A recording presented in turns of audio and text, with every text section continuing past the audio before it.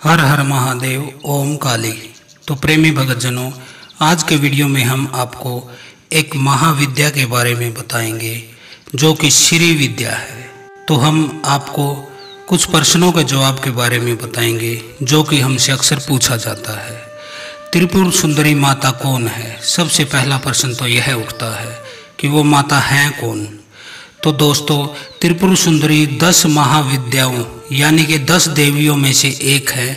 इन्हें महा त्रिपुर सुंदरी, षोडशी भी इन्हें कहा जाता है, ललिता भी कहा जाता है, लीलावती, लीलामती, ललितांबिका, लीलेशी, लीलेश्वरी, ललिता गौरी, बाला सुंदरी और राजराजेश्वरी भी इन्हें ही कहा जाता है।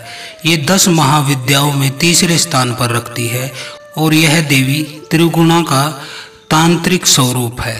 इसमें रजोगुण भी है, तमोगुण भी है और सतोगुण भी है। यह तीनों को कंट्रोल करती हैं। तो अब अगला प्रश्न है, त्रिपुर सुंदरी की पूजा क्यों की जाती है? तो इसका उत्तर है, देवी त्रिपुर सुंदरी अपने भक्तों की हर प्रकार से मनोकामना पूर्ण करती है। तो यह एक ऐसी देवी है जो कि गृहस्थ व्यक्तियों के लिए महत्वपूर्ण है।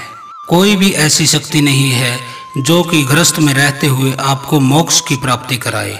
तो वह देवी त्रिपुर सुंदरी ही है जो कि आपको धर्म, अर्थ, काम और मोक्ष, ये हिंदू धर्म में 4 मुख्य स्थान बताए गए हैं, 4 मुख्य प्राप्तियां बताई गई हैं जिनको कि आप माता त्रिपुर सुंदरी अर्थात बाला सुंदरी की पूजा करके प्राप्त कर सकते हो। तो अगला प्रश्न है कि देवी त्रिपुरा को प्रसन्न कैसे किया जा सकता है?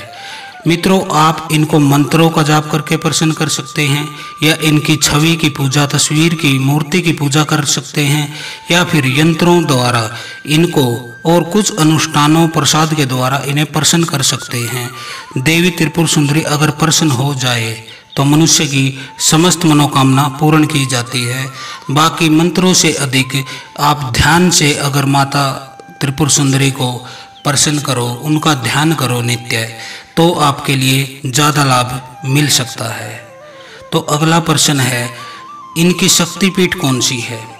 तो त्रिपुरा सुंदरी की शक्तिपीठ त्रिपुरा में है, अगरतला सबरूम मार्ग पर यह स्थित है। इसके अलावा उदयपुर शहर से 3 किलोमीटर की दूरी पर भी इनका जो है शक्तिपीठ बताया जाता है।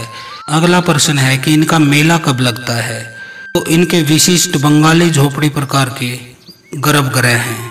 इनका निर्माण महाराजा धन्य माणिक्य द्वारा 1501 ईस्वी में कराया गया था। त्रिपुरा के गोमती जिले के माताबारी में स्थित त्रिपुरा मंदिर हर साल को दीपावली के उत्सव के समय इनका जो है मेला लगता है। तो यह देवी आपके जीवन में धर्म, अर्थ, काम और मोक्ष चारों चीजें प्रदान कर देती हैं। यदि आप इनकी साधना करते हैं तो ये आपको स्वस्थ और सुंदर बनाती हैं, क्योंकि त्रिपुरा सुंदरी का मतलब होता है जो तीनों लोकों में सबसे सुंदर स्त्री हो, वह सुंदरता की देवी है। इसीलिए इन्हें बाला सुंदरी कहा जाता है। बाला सुंदरी का इनका 8 वर्ष का रूप है और फिर 16 साल की जब यह होती है तो इनको षोडशी कहा जाता है। और जो इनका बड़ा स्वरूप है वह है ललिता देवी का स्वरूप। देवी सती जो थी भगवान शिव की पत्नी, उनके जहाँ वस्त्र गिरे थे वहाँ पर इनकी शक्तिपीठ है और यह सती का ही एक रूप मानी जाती हैं और काली कुल की तीसरी देवी है। ये श्री यंत्र की अधिष्ठात्री देवी हैं। आप शायद समझते होंगे कि श्री यंत्र लक्ष्मी जी से संबंधित है, लेकिन ऐसा नहीं है। देवी त्रिपुरा सुंदरी से ही संबंधित है शक्ति यंत्र। और ओम के जाप करने से जो ध्वनि उठती है, जो तरंगे उठती हैं, यदि उनको किसी मीटर द्वारा, मशीन द्वारा नापा जाए तो उसकी ध्वनि जो होती है वह श्री यंत्र की ही ध्वनि होती है। तो इसलिए हम यह कह सकते हैं कि देवी जो है त्रिपुरा सुंदरी है, जो आदि शक्ति माँ महामाई माँ बाला सुंदरी है, वह ओम की जो ध्वनि उठती है उसकी अधिष्ठात्री देवी है। और श्री यंत्र की जो है आकृति उससे बनती है, उस ध्वनि से। तो यह श्री यंत्र की भी अधिष्ठात्री देवी है। तो आप इन्हें बाल रूप में भी पूज सकते हैं, आप इन्हें षोडशी के रूप में भी पूज सकते हैं, और आप इन्हें ललिता देवी के रूप में भी पूज सकते हैं। तीनों के अलग अलग महत्व हैं। जैसा आपके जीवन में ठीक रहे आप उस प्रकार से इनकी पूजा कर सकते हैं। उत्तर भारत में त्रिलोकपुर सिरमौर जिले में हिमाचल प्रदेश में इनकी शक्तिपीठ है। त्रिलोकपुर धाम के नाम से जाना जाता है। वहाँ पर देवी बाला सुंदरी यानी कि 8 वर्षीय कन्या और ललिता देवी के रूप में स्थापित हैं। हजारों लोग इनके हर वर्ष मेले में आते हैं, इनकी पूजा करते हैं। और यह हिमाचल, पंजाब, हरियाणा, उत्तर प्रदेश और उत्तराखंड आदि कई राज्यों के लोगों की कुल देवी के रूप में भी पूजी जाती हैं। त्रिलोकपुर धाम में अपनी कुल देवी की पूजा करने हजारों लोग प्रतिवर्ष आते हैं।